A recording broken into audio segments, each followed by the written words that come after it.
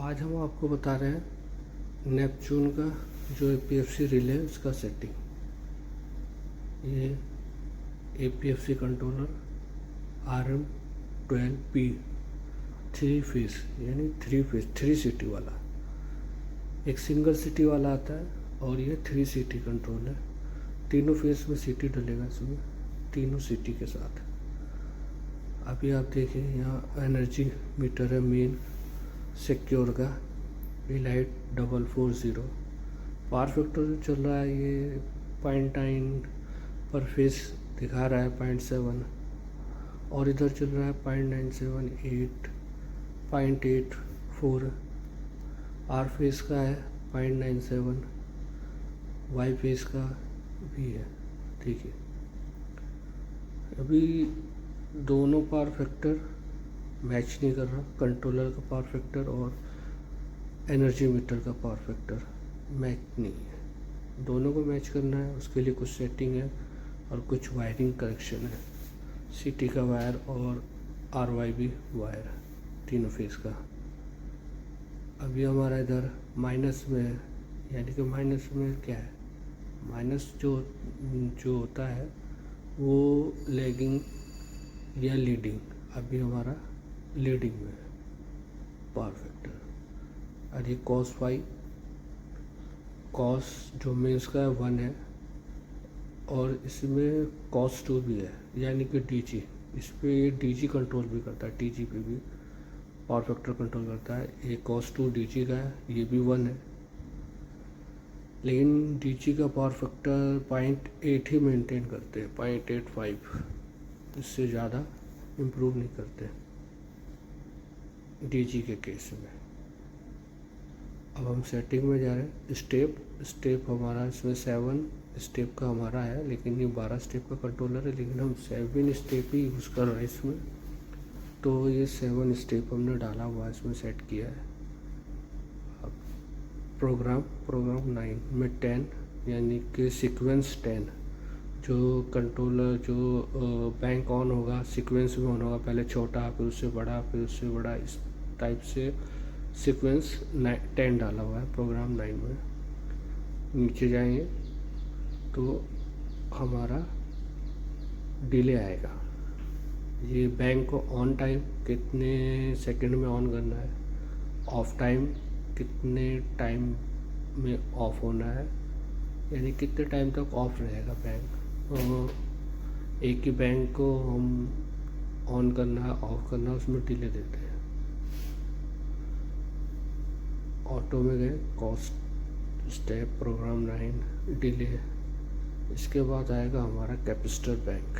हमने कितना KVR का, जैसे कैपेसिटर 1 है, बैंक 1 KVR का हमारा है, तो 1 हमने डाला हुआ है 0.999। 2 बैंक 2 हो गया, 2 में भी हमने 2 KVR का है, तो 1.92 KVR बाय डिफ़ॉल्ट भी ले लेता है, लेकिन हम सेट किया हुआ है हमने एग्जैक्ट वैल्यू हमारे कितने KVR वो डाला हुआ है। 5 का है 4, बैंक 4 5 है, और 5 बैंक 5 भी हमारा 5 KVR का है। देखिए ये डाला है ये,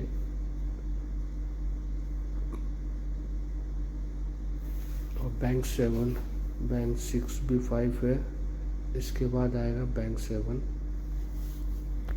बैंक 7 भी हमारा 1 KVR है, लेकिन ये 5 का है, इसको हम 5 कर देंगे, 4 इसको कर देंगे 4.99 5 KVR।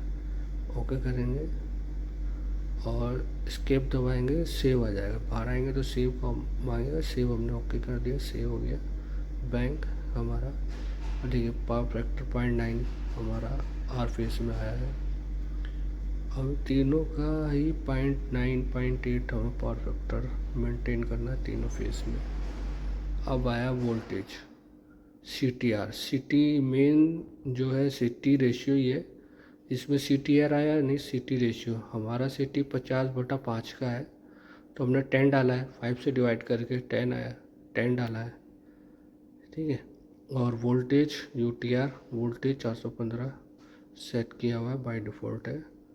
अब हम बाहर आ गए, अब देखिए यहाँ पर 2 अलार्म आ रहे हैं, उससे कोई दिक्कत नहीं, अलार्म ही बंद हो जाता है, चला जाता है, बाकी कोई फेस लॉस का अलार्म नहीं आना चाहिए। ये देखिए 0.8 0.6 और इधर भी सेम आ रहा है 0.8 0.6। अभी हमें फेस सीटी के वायर भी चेक करना है, उससे पावर फैक्टर इम्प्रूव होता है। सीटी के वायर अगर सही नहीं है, उल्टे है, तो हमारा मेंटेन नहीं करेगा। अब देखिए सीटी रेशियो हमने डाल दिया, उसके बाद 0.98 0.99 हमारा पावर फैक्टर आया, इधर 0.7 ये हमारा सीटी के वायर है, तीनों सीटी 3 सीटी है। अगर आपका इम्प्रूव नहीं हो रहा है, कोई लैगिंग या लीडिंग है, तो आप यहाँ से डायरेक्शन चेंज कर सकते हैं, सीटी का इंटरचेंज कर सकते हैं वायर। S1 S2 जो वायर होता है सीटी का, दोनों को आपस में इंटरचेंज कीजिए, आप उसको पावर फैक्टर में इम्प्रूवमेंट होगा। ये डायरेक्शन चेंज होता है सीटी का, यहाँ कर सकते हो। फिर ये आपका वोल्टेज का तीनों फेज का हमने RBY लगाया है, हमने वायर इसमें यहाँ चेंज किया है, Y की जगह B डाला हुआ है, B की जगह Y डाला हुआ है। ये इसका मतलब हमारा पीछे से फेस चेंज था, जो कि कंट्रोलर ने सेंस किया, और यहाँ पर हमने इंटरचेंज कर दिया है वायर। उससे हमारा जो वायर इंटरचेंज करने से जो इसका पावर फैक्टर है कंट्रोलर का और एनर्जी मीटर का, मेन मीटर का, दोनों में सेम पावर फैक्टर दिखाएगा। अगर चेंज होता है तो ये देखिए, ये स्टार वाला जो फेस वाला ये LED ये ब्लिंक करता है अगर हमारा लाइन चेंज है, यानी कि फेस सीक्वेंस गलत है या फेस सीक्वेंस ठीक नहीं है, तो यहाँ पे आप आ जाएगा, LED ऑन होगी। अभी हमने चेंज कर दिया है यहाँ पे, पहले से Y और B को इंटरचेंज किया हुआ है। L2 पे हमने डाला है B, L3 पे डाला हुआ है Y। बाकी ये ऊपर कनेक्शन है बैंक के, यहाँ से जगह है। ये DG का है, DG 110 से 250 वोल्ट हम DG का सप्लाई यहाँ पर डाल देते हैं, जिससे DG को सेंस करता है, DG का वोल्टेज सेंस करता है, उसको सेंसिंग मिलता है DG का कि DG अब हमारा ऑन है, मेंस पे नहीं है, DG पे है। उसके लिए अलग पावर फैक्टर cos/2 डाला हुआ है, देखिए 0.99 यहाँ पे, और मेन मीटर में भी 0.8 एवरेज जो चल रहा है 0.98 चल रहा है। तीनों फेस का अलग अलग पावर फैक्टर बिल्कुल 0.99 0.8 आ रहा है। ये DG का MF कंट्रोलर है, इसको तो DG ऑपरेट के लिए लगाया गया है। आप देखिए यहाँ पे अंदर कैपेसिटर लगा हुआ है, नीचे उसके लिए कॉन्टेक्टर MCB कॉन्टेक्टर लगाया हुआ है। इसमें चोक नहीं है, रिएक्टर जो लगता है, रिएक्टर नहीं है, विदाउट रिएक्टर है। ये छोटा सिस्टम है 27 kVAR का। अब देखिए 0.94 B फेस में थोड़ा कम आ रहा है, क्योंकि एक तो कैपेसिटर इसमें वीक है, उसको चेंज कर देंगे तो B फेस में भी हमारा सही आएगा। ये किलोवाट है, कितना किलोवाट कंज्यूम कर चल रहा है, कितना किलोवाट आ गया देखिए। और ये एम्पियर है, एम्पियर है 16 एम्पियर, 10 एम्पियर दिखा रहा है, 7 एम्पियर 6 एम्पियर पर फेस में।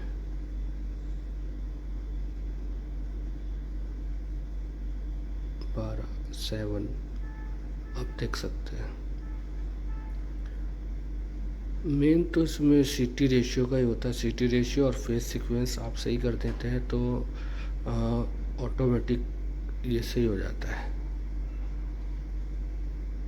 और हमारा अभी भी 4 बैंक ऊपर ऑन है, LED चल रहा है 4 बैंक का, 2 1 नंबर 3 नंबर 4 और 6 नंबर का कैपेसिटर बैंक ऑन है। वो जितना लोड चलता है उसके हिसाब से कैपेसिटर ऑन कर देता है, बड़ा छोटा ऑन करके रखता है।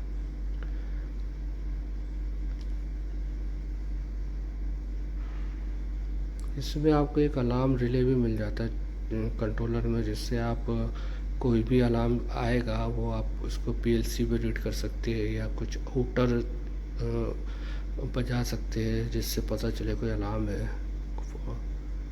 ये आप ले सकते हैं। RS-485 पे भी इसका कम्युनिकेशन कर सकते हैं। ये है पैनल, छोटा अंदर लगा हुआ है, 2 कॉन्टेक्टर, एक डीजी एक मेंस के लिए, इनकमर और VMR भी, एक टाइमर भी है। ये तो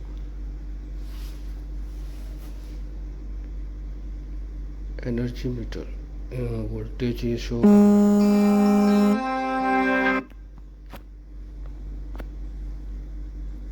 0.98 तो हमारा एवरेज चल ही रहा है, हो गया है 0.98। आप देखिए ये मेन मीटर है जिसके थ्रू बिलिंग होना है। आपका पावर फैक्टर मेंटेन हो जाएगा तो बिल में भी हमारा कम हो जाएगा, क्योंकि एक्चुअल जो किलोवाट आएगा उसी पे आपका बिलिंग होगा। और ये APFC कंट्रोलर, ये APFC पैनल लगा के इसको इम्प्रूव करते हैं।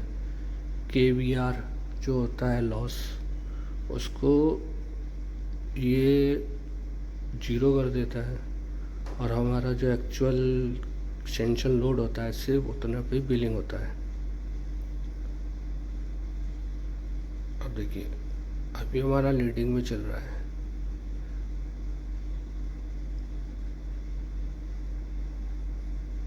अभी कोई लोड ऑन नहीं है, यानी कि हमारा जो लंच टाइम हो गया, अभी यहाँ पे कोई लोड ऑन नहीं है, तो फिर भी ये हमारा 99.99 कंट्रोल कर रहा है। बैंक भी कोई ऑन नहीं है। लोड के अकॉर्डिंग बैंक जो होता है वो ऑन ऑफ होता है। अभी हमारा कोई बैंक, कैपेसिटर बैंक ऑन नहीं है। अब हम इसमें डीजी हमारा ऑपरेट करना है। डीजी को हमने कनेक्शन किया हुआ है डीजी का, तो हम डीजी का इसमें पावर फैक्टर डाल देंगे। डीजी cos 2 में ये डाला हुआ है 0.85, इससे ज़्यादा डीजी को नहीं कर सकते।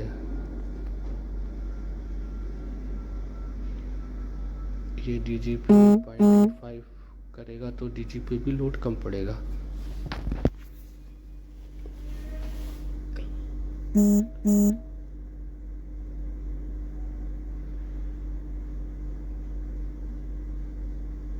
ठीक है, अभी कोई एक ही बैंक ऑन है। बैंक धीरे धीरे ऑन होगा, ये पावर फैक्टर तीनों फेस में इम्प्रूव होगा। ये देखिए बड़ा ऑन हो गया है बैंक, और पावर फैक्टर भी हमारा 1 वाई फेस में 1 चल रहा है, और आर फेस में 0.98। और यहाँ पे भी हम देख लेते हैं, यहाँ पे भी सेम होना चाहिए। मेन मीटर में आप देख सकते हो मेन मीटर का पावर फैक्टर कितना है, 0.9899 0.95, और एवरेज 0.99 हमारा इक्वल टू 1 ही है लगभग आइडियल में। अब आप देखिए इधर 0.93 0.1 0.98, दोनों मीटर, दोनों कंट्रोलर और APFC कंट्रोलर है और एनर्जी मीटर मेन मीटर, दोनों में सेम रेटिंग आ रही है, सेम पावर फैक्टर आ रहा है। तो हमारा ये देखिए प्रोग्राम हो गया है। कंट्रोलर हमारा बेसिकली ये तो डीजी का MF हमारा डीजी के थ्रू ऑन ऑफ हो रहा है, मतलब